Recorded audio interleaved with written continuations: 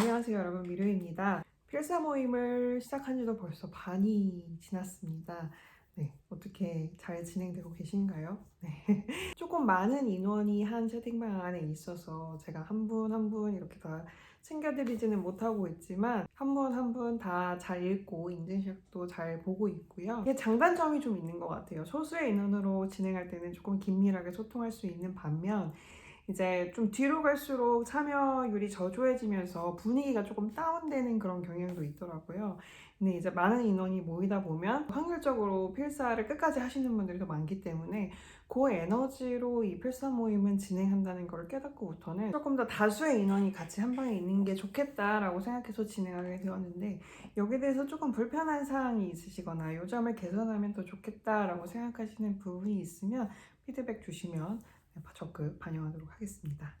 그래서 오늘은 약속드린 대로 미로의 영문학 클럽 세 번째 올리브 키터리지에 대한 이야기를 한번 해보려고 해요. 이 작품은 2009년에 퓰리처상을 수상한 작품입니다. 우리가 퓰리처상이라고 하면 아마 보도사진 많이 떠올리실 거예요. 얼마 전에 한국분도 그 퓰리처 보도사진 그 상을 받으셨죠. 근데 이제 문학 작품에도 이 퓰리처상이 수여되고, 이 퓰리처상의 권위가 어느 정도인지 제가 뭐 체감을 할 수는 없지만 비교하자면 뭐 영국의 맨부커상, 뭐 북유럽에서 진행하는 노벨 문학상, 뭐 일본의 나오키상, 프랑스의 콩쿠르상 뭐 이런 게 있다면 미국에는 이제 퓰리처상이라는 아주 권위 있는 작품이 있죠. 그리고 워낙 엘리자베스 스트라우트는 미국에서도 베스트셀러 작품이 항상 오르내리고, 제가 너무 좋아하는 내 이름은 루시 바턴이라는 작품도 영국 맨부커상 후보작에 오르기도 했을 정도로 여러 가지 화려한 수식어를 이미 달고 있는 유명한 작가입니다. 그래서 한국인으로서 뭔가 외국에서 수상받은 작품이 잘 와닿지 않는 경우가 많은 것 같아요. 노벨 문학상을 받았다고 해도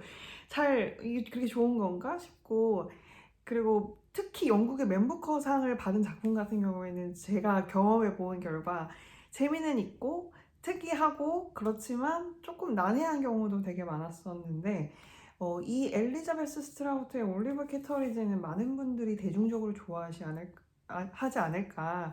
제가 나중에도 말씀드리겠지만 우리가 어렸을 때 봤던 그 전원일기나 대충 한번 사랑 걸렸네 이런 느낌 있잖아요. 그런 느낌의 어떤 일상적인 가족, 이웃 뭐 이런 소재를 다루고 있어서 접근성이 아주 좋다고 요약을 할 수 있을 것 같습니다. 일단 올리버 캐터리지의 어떤 구성 이런 걸 말씀드리자면 총 13편의 단편이 실려 있고, 이 13편은 연작 소설입니다.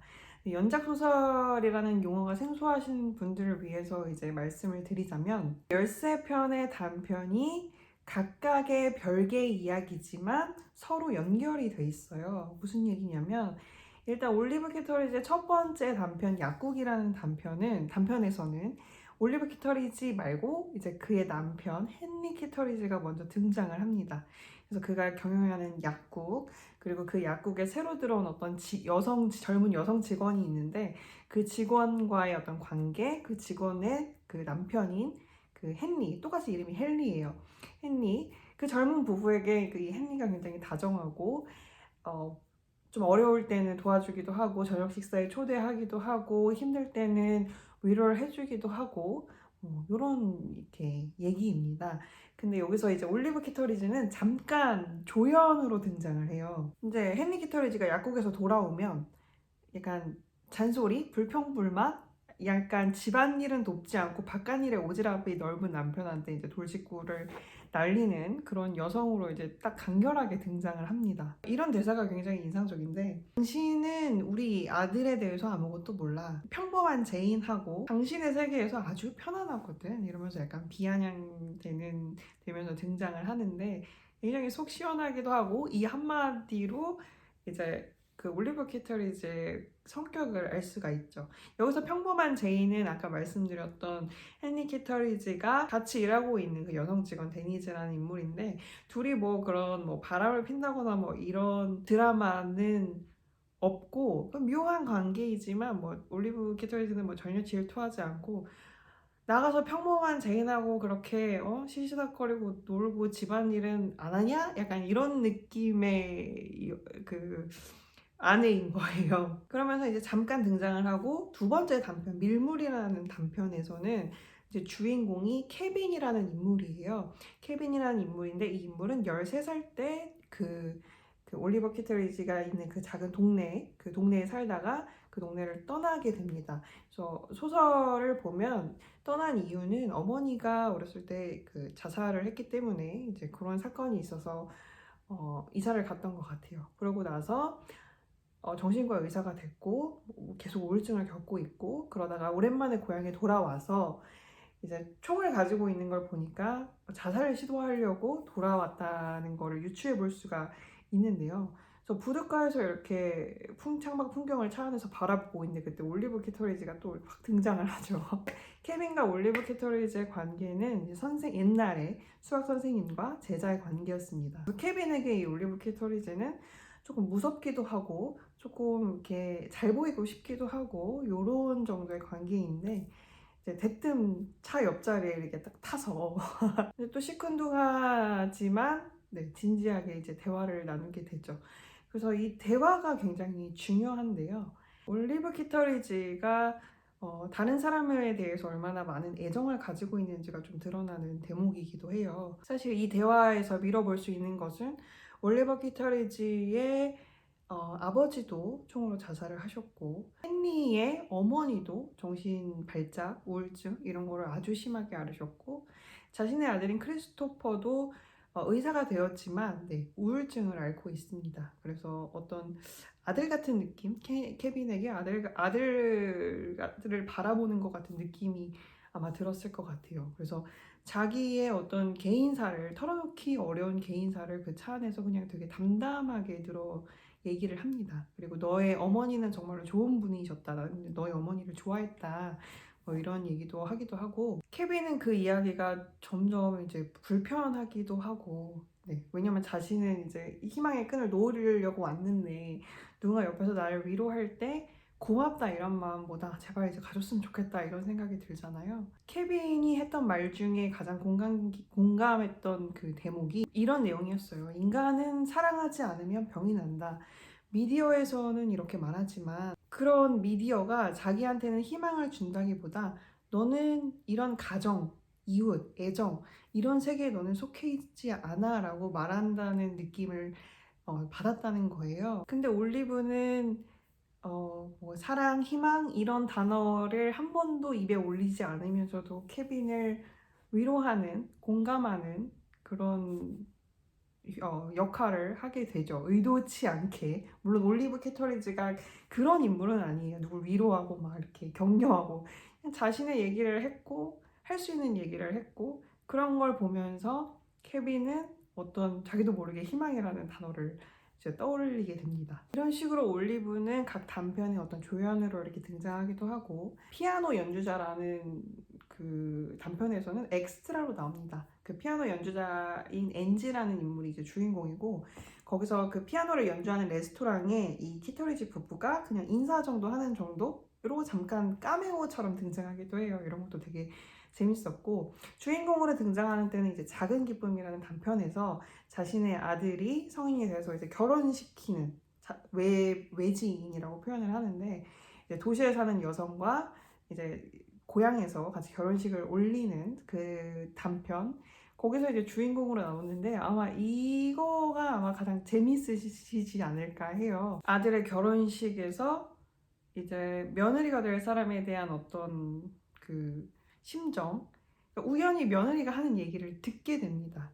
자기가 이제 방에 있는데 창밖에서 그 며느리가 다른 친구들과 자기에 대해서 하는 얘기 그리고 아들이 엄마에 대해서 어떻게 생각하는지 크리스토퍼가 올리브 자신에 대해서 어떻게 생각하는지 그런 것들을 막 이렇게 엿듣고 하게 되는 이렇게 행동들이 있는데 그런 것들이 되게 인간적이고 공감이 가고 그러니까 우리가 어떤 소설이나 영화를 읽을 때 그리고 실제 현실에서도 마찬가지로 막 이해심이 많은 사람보다 어떨 때는 이렇게 뒷담화 많이 하는 사람이 인간적으로 보일 때가 있잖아요. 남 뒷이야기를 이렇게 밉지 않게 재미있게 하는 사람들을 보면은 굉장히 인간적인 친근감을 느끼잖아요. 올리브 키터리지의 어떤 그런 면모도 이 단편에서 보였던 것 같아요. 근데 그러면서도 어떤 삶을 바라보는 깊이가 굉장히 있습니다. 결혼식에서 뭐 아들이 결혼했으니까 잘 됐다라고 생각하지만 뭐 그렇게 뭐 뭐 서운해하거나 기뻐하거나 뭐 이런 감정적인 파고를 보여주지 않고요. 이런 대목이 있습니다.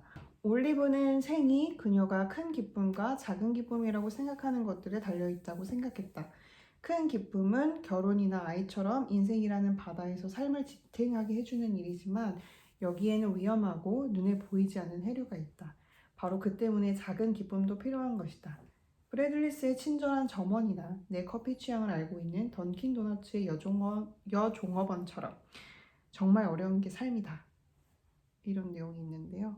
그러니까 흔히 얘기하잖아요. 결혼이나 결혼식을 얼마나 이렇게 잘 하는 게, 성대하게 하는 게 중요한 게 아니라 결혼하고 나서 어떻게 사느냐가 훨씬 더 중요한 거잖아요. 그 서로 막 좋고 막 이런 거는 한순간이고 이제 앞으로 살아갈 날들에서 어떤 소소한 즐거움을 발견하느냐가 조금 더 중요한 인생의 문제일 텐데 그런 것들을 건드리는 지점들이 굉장히 이 소설에 많습니다. 그래서 여기까지 설명드린 걸로 봐서 이제 눈치채셨겠지만 단편 이 연작 소설이 뒤로 갈수록 이제 세월이 흐릅니다. 히토리지고부터 나이를 먹고 아들도 이제 결혼도 하고 이혼도 하고 또 한 번 결혼도 하고 그리고 동네에서도 누가 이사를 가고 이사를 오고 뭔가 사건이 터지고 이렇게 세월이 갑니다. 그래서 이 올리브 키토리지가 주인공으로 계속 등장하지 않더라도 간접적으로 계속 등장하고 동네에 한번 나왔던 인물들도 지나가는 뭐 대화에서 언급이 되기도 하고 그래서 한 사람을 주인공으로 놓고 쭉 서사를 이어가지 않아도 이 사람을 보는 어떤 그 이웃들의 입장 그리고 이 사람의 입장 그런 것들을 서사적으로 보여주면서 올리브 키터리지라는 인물이 굉장히 다면적이고 입체적으로 비춰지는 효과가 있어요. 그래서 되게 좋다 이런 방식이 그리고 연작 소설의 매력이 이런 거구나라는 생각을 하시게 되지 않을까 합니다. 그래서 이 올리브 키터리지의 제가 좋았던 점을 간단하게 세 가지로 요약을 할 수 있을 것 같아요. 첫 번째로는 말씀드렸다시피 우리의 삶을 다루고 있다. 뭐 가족, 이웃, 관계, 부모 자식 관계 뭐 이런 것들을 굉장히 일상적으로 다루고 있다. 그래서 아까 말씀드렸던 것처럼 전원일기, 대추나무 사랑 걸렸네 이런 거 보는 느낌이라고 제가 말씀드렸잖아요. 그러니까 각 단편에 나오는 사람들이 뭐 아이도 있고 학생도 있고 뭐 중장년의 노인도 있고 남편을 잃은 사람도 나오고 사춘기 소년도 나오고 그 다음에 70대가 된 키터리지 부부의 모습이 나오기도 합니다. 대단히 소설적이지만 대단히 현실적이라는 생각도 들어요. 예를 들면 다른 길이라는 단편을 보면 이 단편도 굉장히 재미있는데 이 올리브 키터리지 부부가 어딜 갔다 오는 길에 이제 올리브가 화장실이 너무 급해가지고 그 병원에 가게 됩니다. 자기가 아는 병원이라 화장실이 어디 있는지 아는 거예요. 그래서 급하게 이제 화장실을 가고 뭐 어떻게 하다가 의사 진료까지 이렇게 보다가 그 사이에 강도가 된 거예요, 병원에. 그래서 헨리 키터리지도 그 병원에 이제 올리브가 안 나오니까 들어가서 이제 기다리다가 그 강도와 같이 한 공간 안에 이제 갇히게 되는데 이제 강도가 이제 심한 욕을 합니다. 헨리가 이제 기분이 상했는지 강도한테 총을 든 강도한테 말 좀 곱게 하지 그래 이러니까 이제 올리브가 깜짝 놀래가지고 조용히 하라고 이러면서 강도한테 이 사람이 엄마가 좀 정신적으로 좀 문제가 있어서 이 사람도 좀 그렇다 이해해달라 막 이렇게 얘기를 합니다. 약간 블랙 코미디 같은 느낌도 있는데 그러다가 이제 헨리가 우리 엄마는 되게 훌륭하고 점잖은 분이었다 무슨 소리냐 이러면서 약간의 부부싸움으로 번지게 되죠. 그렇게 싸우다가 이 둘은 서로 젊었을 때부터 지금까지 서로 상처 줄까봐 하지 못했던 말을 뭔가 이렇게 탁 스위치가 딱 켜진 것처럼 속사포처럼 이제 올리브가 헨리에게 막 쏟아냅니다. 헨리도 이제 거기에 받아치게 되고 정말로 해서는 안 될 말을 가끔 부부끼리는 하게 되잖아요. 하면 후회하게 될 말. 근데 그게 꼭 진심이 아니라고는 할 수 없는 말들. 그런 것들을 서로 주고받고 어쨌든 무사히 강도에게 풀려나기는 하지만 이렇게 올리브는 정리를 합니다. 그들은 그 밤을 결코 극복하지 못할 것이다. 인질 사태 때문이 아니었다. 그들은 두 사람의 서로에 대한 관점을 바꿔놓은 그 말들 때문에 그 밤을 극복하지 못할 것이다. 모든 관계에서 이런 일들이 일어나는 것 같아요. 극복하지 못할 어떤 순간. 그럼에도 그 관계는 계속 끊어지기도 하지만 계속 이어진다는 게 어떤 그 인간관계, 인간 삶의 아이러니 이런 거인 것 같아요. 그런 거를 짚어내는 것들이 정말로 예리하고 섬세하다 이런 생각이 드는 거죠. 두 번째로는 올리브 키터리지가 가지고 있는, 우리가 또 가지고 있는 어떤 그 못난 모습, 허점 이런 건데요. 제가 또 기억에 남는 단편은 동네에서 어떤 엄마가 있는데 집 밖을 안 나오는 엄마가 있어요. 왜냐하면 아들이 사귀던 여자를 이제 20번 칼로 찔렀나? 총으로 쐈나? 아무튼 그런 범죄를 저질러서 감옥에 있는 거예요. 근데 그 동네를 이사 가지 않고 거기 살면서 이제 아들 감옥 옥바라지를 하고 뭐 이런 사람이 있는데, 올리브가 정말 정말 힘들 때, 힘든 어떤 순간이 딱 사건이 생겼는데 그때 그 여자를 찾아갑니다. 근데 그 여자는 아마 알았던 것 같아요. 올리브가 자기보다 불행한, 올리브 자신보다 불행한 사람을 만나서 상대적인 행복감을 느끼기 위해 우리 집에 왔구나를 느끼고, 이제 올리브가 양심에 찔릴 만한 어떤 행동이나 말들을 합니다. 근데 이런 것도 보면 우리가 공감을 하죠. 우리도 정말 그러면 안 되는데, 내 상황이 너무 힘들 때 나보다 더 힘든 사람의 상황을 찾아보기도 하고, 또 반대로 역지사지로 그런 사람이 나에게 찾아오기도 하잖아요. 그럴 때에 이 올리브 키터리지의 어떤 반응 같은 거? 네. 그런 것들을 보는, 리액션을 보는 그런 것도 흥미로웠고, 그런 허점을 가지고 있음에도 불구하고 이 올리브 키터리지라는 사람이 굉장히 강인한 사람이다? 단단한 사람이다? 라는 생각이 계속 들어요. 왜 그런 건지는 잘 모르겠는데, 막 어떤 힘든 사건을 막 극복해내고 이겨내고 막 씩씩하고 이래서가 아니라 어떤 담담하게 삶을 받아들이는 사람의 어떤 안정감 같은 것이 다가온다는 생각이 들었습니다. 약간 삶을 한 발자국 떨어져서 본다고 해야 될까요? 그러니까 조금 시니컬하고 회의적인 사람들이 가진 태도, 그런 사람들의 어떤 매력 같은 게 있잖아요. 예를 들어서 뭐 윤여정 배우 같은 경우에도 해외 그 유명한 데서 상을 타고도 뭐 기쁘다 이 정도지 막 감사합니다 뭐 이 정도는 아니잖아요.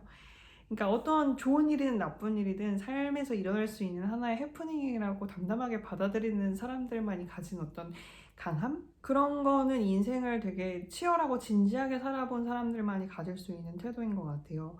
좋은 일이 일어나든 나쁜 일이 일어나든 일비하지 않고 지나가는 하나의 해프닝이다라고 받아들일 수 있는 것은 대단한 연륜에서 비롯되는 게 아닐까. 근데 물론 이 올리버 키터리지도 이렇게 담담하게 있다가 한번 터지는 순간이 옵니다. 그막 아들의 집에 찾아갔을 때, 재혼한 아들의 집에 이제 비행기 타고 뉴욕에 가서 찾아갔을 때 이제 크게 한판 붙는 장면이 나오는데요. 이 장면에서 이제 이렇게 담담한 사람도 자식 문제에서는 어쩔 수 없구나 이런 걸 느끼게 되죠. 그리고 세 번째로는 여기 나온 단편들의 인물들 이야기가 전반적으로 굉장히 따뜻해요. 모든 인물들을 다 한 번씩 이렇게 안아주고 싶은 느낌? 사실 우리 일상생활에서도 모두가 다 멀쩡해 보이잖아요. 나는 좀 힘들 때 주변을 돌아보면 사람들은 다 아무 문제 없이 살아가고 있는 것처럼 보입니다. 근데 제가 소설을 좋아하는 이유는 그래서인 것 같아요. 세상에 사연 없는 사람, 이야기 없는 사람은 없다. 다들 아무리 밝고 명랑해 보여도 남에게 말 못할 뭐 작은 애환이든 뭐 큰 우환이든 그런 것 좀 하나 가지고 살아가고 있고, 어쩌면 그런 거를 숨기면서 애쓰는 것보다 솔직하게 서로 털어놓는 것이 조금 더 진실한 관계를 만드는 데 도움이 되지 않을까라는 생각을 한 번쯤 해보게 됩니다. 그리고 네 번째로는 이 소설의 주인공이 중장년의 여성이라는 점이에요. 여성이 주인공인 이야기가 많아졌지만 사실은 젊은 사람의 시선으로 보는, 그러니까 세대 갈등 같은 경우에도 그런 경우가 더 많은 것 같아요. 반대의 경우보다는. 올리브 키터리지라는 여성을 보면 저도 아직 30대 중후반인데 가끔 어떤 세대 차이를 느낄 때가 있잖아요. 그 세대 차이가 역사상 가장 큰 차이를 보이는 세대가 아닐까. 지금 저희 세대와 지금 우리 부모님의 세대와 그러니까 뭐 시어머니 며느리를 봐도 그렇고 엄마와 딸 관계를 봐도 그렇고 다소 어느 면에서는 변하지 않은 부분도 많지만 어느 면에서는 다소 급진적으로 확 변했다는 느낌을 받을 때도 있는데 조금 이렇게 핀트가 안 맞는 부분이 있을 때 이 올리브 키터리지라는 여성 중년? 장년? 중년? 네. 여성의 어떤 시각, 사고, 생각 이런 것들을 떠올린다면 충분히 그런 갈등이나 나이 차이를 넘어서 이해할 수 있는 지점이 있지 않을까라는 생각을 소설을 읽으면서 했습니다. 여기까지 올리브 키터리지에 대한 이야기를 해봤고요. 아마 필사하고 싶은 문장이 많은 책이지 않을까라는 생각을 해요. 어떤 책을 읽다 보면은 이 책은 좋긴 좋은데 딱히 어느 문장을 내가 골라서 적고 싶은 건 없다라는 생각이 드는 게 있는가 하면 어떤 책은 되게 많아서 골라야 되는 책이 있는데 이 책은 베껴서 적고 싶은 부분이 꽤 많았습니다. 올리브 키터리지를 읽어보시고 관심이 있으시다면 다시 올리브라는 작품도 한번 읽어보시면 좋을 것 같고요. 저도 사실 아직 안 읽었지만 그리고 올리브 키터리지 같은 경우에는 프란시스 맥도만이 주인공으로 한 드라마도 있다고 해요. 이번에 노마드랜드로 오스카 여우주연상을 받은 배우기도 하죠. 저는 그 영화는 아직 못 봤지만 쓰리빌보드라는 영화를 보고 완전히 팬이 되었는데요. 네, 그 드라마도 뭐 어떻게 찾아서 보실 수 있으면 저도 못 봤지만 찾아서 보실 수 있으면 보셔도 좋을 것 같습니다. 그러면 끝까지 영상 봐주셔서 감사하고요. 필사 남은 필사 이제 반 정도가 남았는데 남은 필사도 힘내서 같이 재미있게 해보면 좋겠습니다.